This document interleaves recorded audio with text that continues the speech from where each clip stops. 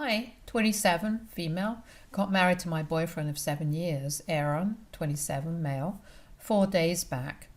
The wedding was great, except for one part which was ruined by my mom, 52, female, and my estranged sister, Monica, 25.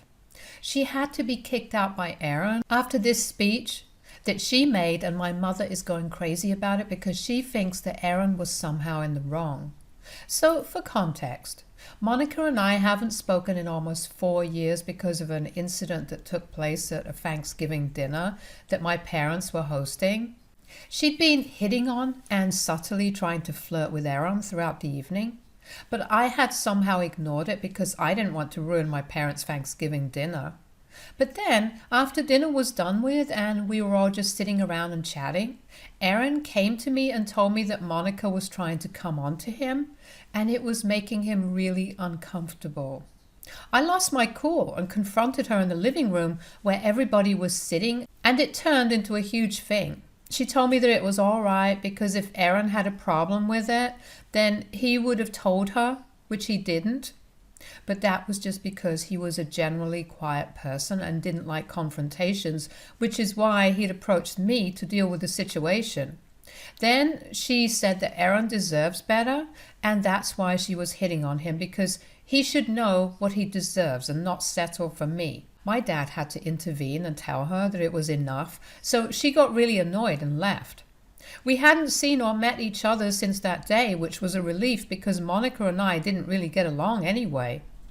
Ever since we were kids, she'd always been fiercely competitive, and even though I was older than her, she always tried to make me seem like the less competent and capable one. She was already my mother's favorite, but I guess she wanted to be my dad's favorite as well and couldn't stand the fact that he treated us both equally. Our relationship got even worse when both of us were in high school, and by the time we graduated college, we were barely on speaking terms. We would meet on the holidays and would ignore each other there, but after that one incident, I decided that I wasn't going to be attending any events that she would be there at. So I would ask my dad if she would be attending, and if she was, then I wouldn't go, and if she wasn't, then I would. It was the perfect system, and it helped that my dad respected my boundaries. Unlike my mother, who always insisted that we patch things up, despite how uncomfortable Aaron felt around her. Judging by that, I guess it's no surprise that she invited Monica to my wedding without even consulting with me first. I was pretty shocked when Monica showed up, and after the ceremony was over, I instantly confronted my mother about it. And she told me that Monica was the one who suggested it. Duh, of course she did. When she heard that I was getting married. So my mother thought that it would be a good idea to invite her and we could finally patch things up and get along as sisters. I told her that it was a terrible idea and I wanted her to leave. But my mother said that nothing bad could come out of this, which she was really wrong about. While we were talking, Monica grabbed a mic and started off with her speech. I froze in my spot because I knew that she certainly wasn't going to say good things about me. It started off normally enough, where she made a toast to the new bride and groom, and then she started talking about this one incident from high school, which she'd always held a grudge against me for. So, in high school, when I was a senior and she was in her sophomore year, there'd been this guy in my grade.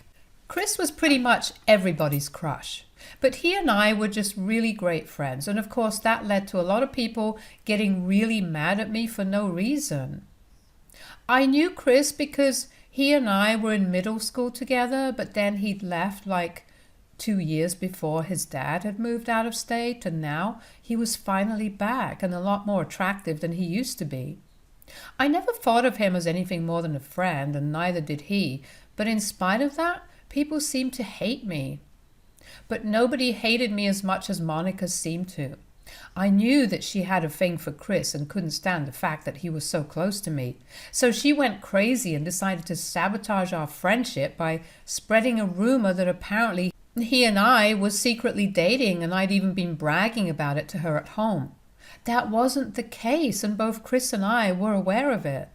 We also knew that this rumor was my sister's doing, so instead of giving in to her strategy to ruin our friendship, we decided to go along with it and started holding hands while strolling in the hallways and pretending that we were together, just so that Monica would feel jealous. We would even make a whole show out of it whenever she and her friends would walk past us, and the anger on her face is what we got a kick out of. It got to a point where everybody was in on the joke, and the plan had totally backfired because now people were making fun of Monica for spreading such insane rumors about us. And high school kids can be pretty nasty when they want to be. So one day, when some kid was making fun of her for lying, she decided that she was going to confront me in the cafeteria and give everyone a show. That didn't turn out too well for her, because as soon as she approached me, Chris came to my defense and told her off. He told her that she had no right to come to me and berate me for anything because she was the one who'd started that stupid rumor, just so we'd stop being friends. He called her crazy, insecure, and jealous, and Monica got so mad that she started cursing at him. The language that she used was so terrible that Chris actually had to walk away because the words that she was using were actually so filthy. I couldn't stand it either, and I told her to shut up, but she just went on swearing at us. So in the heat of the moment, I grabbed her by the hair and slapped her. It wasn't my proudest moment, and both of us ended up getting in trouble for it. But to this day, she holds me responsible for ruining the next couple of years for her in high school because everybody just remembered her due to that one incident. I graduated, but she still had to spend the next 2 years in high school with the same people who had witnessed her first getting told off by the hottest guy in her senior year and then getting slapped by her own older sister in front of everybody. It can't have been easy for her, but she brought it on herself, and I didn't think that it was my fault at all. But she narrated that entire incident in a way that made her seem like the victim, and I came off pretty badly in her version of the story. And then, in her speech, she started telling everyone how I'd not only ruined school for her, but I'd apparently also ruined her relationship with our father, because now my dad would barely even speak to her. But she didn't even mention the incident that made him stop talking to her. So Aaron finally got up from his seat, grabbed the mic, and took it away from her. Then he caught her by the arm and started dragging her away towards the door, and my mother tried to stop it. I just stood there, rooted to the spot, because I couldn't believe that this was all happening at my wedding. There was a bit of a fuss at the exit as my bridesmaids tried to push her out, but Monica and my mother fought with them. Eventually, both my mother and Monica ended up leaving the venue, and I was so upset that I walked away and hid in the restroom. I didn't even come out until Aaron came to me and reassured me that everything would be fine, and that all the guests would judge Monica and my mother, not me. It didn't make me feel any better, but I knew that Aaron, my father, and everybody else was counting on me to stay strong so the event didn't end on a bad note. So I went back out there and tried to put on a brave face so everybody else could forget about this. After the thing was over and everybody went back home, I talked to my dad about this, and he told me that he was going to talk to my mother and make her apologize to me.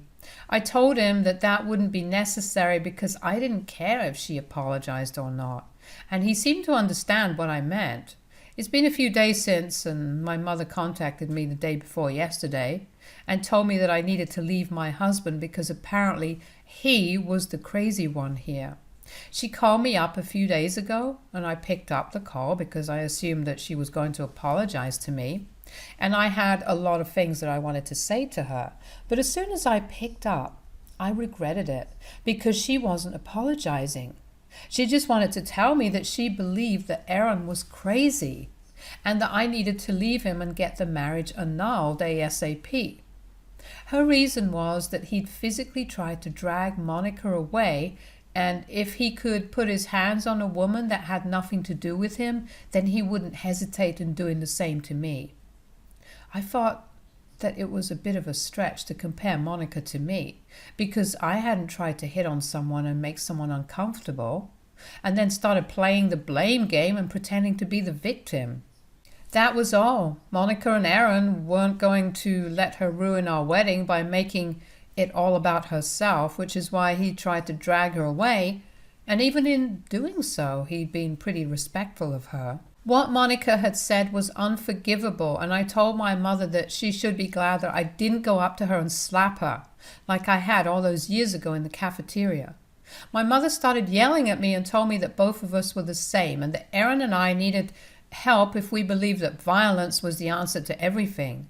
She said that she knew that Monica was wrong for giving that speech, and that she'd realized that she probably shouldn't have invited her without asking me first, but insisted that both my husband and I were wrong for supporting physical violence. And Monica could even sue him if she wanted to, but she wasn't, out of the goodness of her heart, because she didn't want to create more trouble for us than she already had. My mother thinks that we need to apologize, but I don't understand if we should or not. To be honest, this post is more on my husband's behalf than for me. Is my husband TA for physically dragging my estranged sister away from the mic and kicking her out of the venue after she delivered a nasty speech about me at our wedding? Update 1. It's been a week since I posted here, and most of the comments agree that my husband went a little too far in manhandling her. So we've decided that we're going to apologize to her for just that, but nothing else. Aaron has already crafted an apology letter that he's going to send to her personally, and I'm just hoping that this comes to an end soon. My mother's really been after me, trying to convince me to apologize to Monica for what happened at the wedding. She hasn't apologized to us yet, and neither do I hope for or expect one, because she probably doesn't even think that she did anything wrong, and her apology means nothing to me anyway. I just want my husband to apologize, so our conscience remains clear. And after that, if she wants to, then she can apologize to us as well. And even if she doesn't, I'm okay with it, because like I said, her apology really means nothing to me. I know the truth, and I know what kind of person she is, so I don't want to waste any more of my time thinking about her or my mother. I'm going to block my mother as soon as we're done with this, because I know she's just never going to see my side of things. Ever since Monica was born, she always had a favorite, but I never imagined that she would let her bias take over to an extent where she couldn't even tell apart right from wrong. I think everybody with even half a brain would be able to tell that Monica never had any good intentions when it came to me, and would think twice before inviting her to an event like a wedding, which was so important for the two of us. My mother's the one who's actually responsible for ruining everything, and yet she still feels that it's more important for Aaron and I to apologize than for Monica to apologize to us. At this point, I'm not even surprised, because she always made sure that Monica never felt that she was even capable of making mistakes. To my mother, she'll always be just perfect, and I'm sick and tired of trying to live up to her crazy standards, which she set specifically for me. I always have to be the one who makes all the sacrifices and does all the forgiving, even when people, mostly Monica, aren't even sorry for what they did. I've tried to maintain a good relationship with her in spite of her behavior, just because of my father, but now I think my father knows I'm done with her, and I can't do this all my life. So after we send the apology, I'm going to send a copy of it to my mother and inform her that it's done now, because she might doubt the truthfulness of what I'm saying. And then she's out of our lives. Update 2. So Aaron and I emailed the apology to Monica, and we thought that it would be enough and that she wouldn't drag this on. But I really underestimated exactly how much she hates me, because she decided that it'd be a good idea to take a screenshot of that email and post it on her social media so she could brag about how she made us beg for forgiveness. She put up a very ha-ha gotcha kind of post and said that she received an apology from us, even though she was the one who crashed our wedding and made a very humiliating speech just to insult me. It really made my blood boil, and I found myself wishing there was a way to unsend emails after they'd already been sent or whatever. We don't follow each other on any platform, so it was actually a cousin of mine who sent me that post. to tell me that this is what was going on behind my back. It felt infuriating to know that she was using our apology against the us to insult us. Instead of going against her right away, I decided to call my mother and ask her what she felt about this. Luckily, I hadn't blocked her yet, and when I called her to ask about the post, she already had an explanation ready and told me that she was working on it and trying to convince Monica to take down the post. She tried to downplay how insulting that was by telling me that it was just her being petty and it meant nothing. She even said that people probably hadn't even bothered to read it, so I had nothing to worry about. Even as my relatives actively texted me to ask about that post, and even some folks from high school were asking about it. I told her that she had half an hour to get that post taken down, and if she couldn't do it, then I would have to take matters into my own hands, and it wouldn't be nice. I had a lot more dirt on Monica than my mother could even imagine, and I knew certain things about her that I hadn't even mentioned in my post. If I put all that on social media, then nobody would ever be able to see Monica the same way again. So if my mother didn't get Monica to take down that post, then things could get really ugly for her. And I didn't want to get into all of that drama either. So it would be in her best interest to take it down and hope that I wasn't feeling petty or vengeful. My mother promised me that she'd get it done, but almost an hour passed and the post still stayed up. So Erin and I decided that it was time to finally expose Monica. There was obviously the truth about how Monica had tried to hit on and come on to Erin at the Thanksgiving party, and then there was the truth about the Chris incident. But there was also another thing that I didn't mention in my post because it wasn't exactly relevant there. But this time I decided to go all out and talk about how Monica had an affair with her best friend's husband a couple of years ago. Hardly anybody knows about it because she and that guy had done a really good job of hushing people and keeping it all really secretive. And of course, her best friend didn't want any of this news getting out because it was embarrassing for her.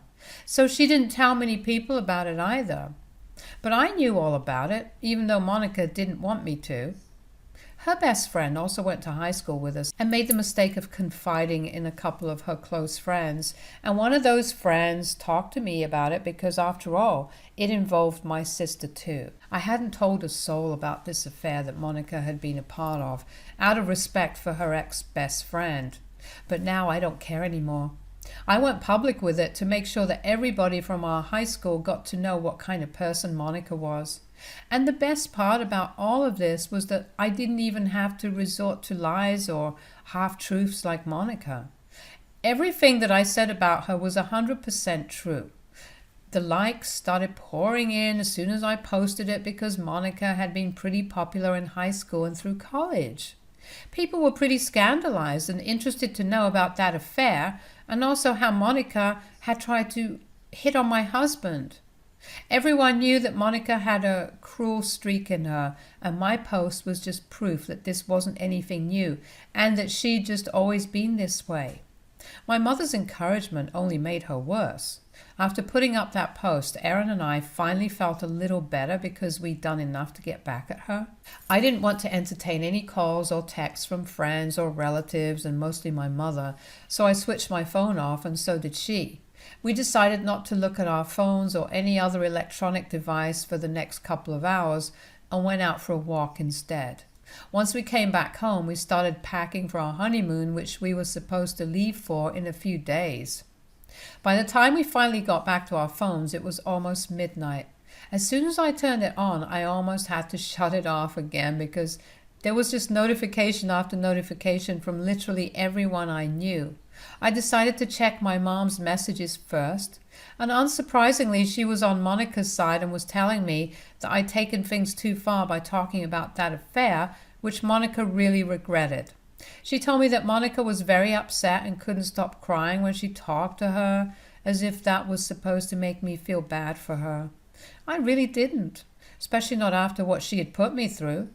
I didn't reply to my mother, and I went on to check the comments on my posts, which were all against Monica, and that made me feel really vindicated. It's been one day since I put up that post, and by now, Pretty much all of my family and my entire high school population from when I was there has seen that post and has had something to say about Monica.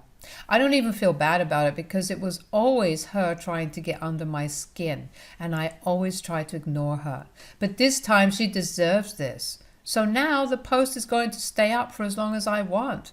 And no matter how much she cries about it, I'm not taking it down, and neither am I going to feel sorry about what I do. Update 3. Hi guys, it's been 2 weeks since I put up that post and I took it down yesterday because I think it's reached its target audience and I don't want it on my feed anymore. I blocked my mother and Monica a few days after that post because I really didn't want them to have any access to me, like not even one bit. They've proved to me time and again that they don't deserve to be around me or even breathe the same air as me. My dad is completely on my side about this and thinks that I did the right thing even if I had to expose Monica's ex-best friend for it. I didn't name her, so nobody really knows apart from the people who already knew who her best friend was. And that was pretty much our entire high school because the two of them had been quite thick ever since they were in their freshman year. But at least I didn't name her, so that's some consolation for both of us. And even if I did end up inadvertently exposing her, even that girl had been really mean to me because of Monica back then. So I don't feel particularly sorry about it. Erin and I are finally enjoying our honeymoon. And the only reason that I even remembered to post an update was because somebody DM'd me asking about what became of Chris. And I realized that I'd forgotten to tell you guys that we're still friends. He wasn't able to attend my wedding, unfortunately, because he was really down with the stomach flu. But we might meet in the next couple of weeks, and when we do, I'm going to make sure that I take a picture of us and post it for Monica to see. Also, my dad has been talking to me about my mother's irrational behavior when it comes to Monica and asked me if he should think about couples counseling or just straight up divorce. I was surprised to learn that my father was considering getting divorced from my mom after all these years that they'd spent together. But he told me that he just wasn't feeling it anymore and it was becoming more difficult for him to deal with my mom every day because of how weird she was acting. She had even tried to talk him into disinheriting me and leaving all their property and money to Monica because apparently I needed to be taught a lesson about family loyalty. My dad had to fight really hard for me, and he says that he's just absolutely emotionally drained trying to keep up with my mother. He said he's too old for this and needs a break, and honestly, I agree. I know that my mother can't be an easy person to live with. I didn't tell him what to do, but I told him that I would support him regardless of what decision he makes. Even if he chooses to stay with my mom, I wouldn't mind it because that's what brings him joy. As long as he's happy, I'm happy. That being said, I really do hope they look into couples counseling at the very least, because my mother definitely could do with therapy. In fact, I think therapy would do a world of good to both my mother and my sister. Stay tuned for more stories from our girl relationships.